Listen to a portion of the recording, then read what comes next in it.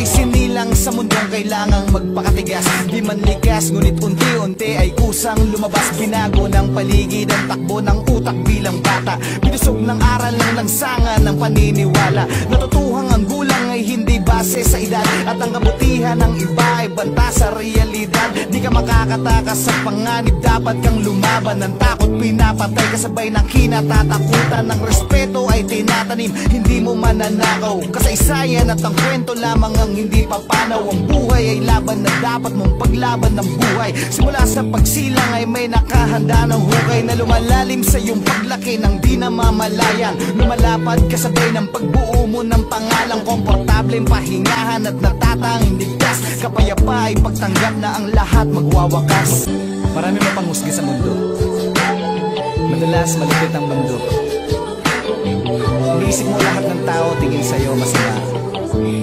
Habang nilalaban mo ang buhay, minsan hindi mo na alam yung ginagawa. Pero huwag mo makakalimutan, merong isang nakabantay na naniniwalang mabuti ka. Bilang tao ay may puso ka. Gaya mo, ako rin ay naghahangad na pupunta sa langit.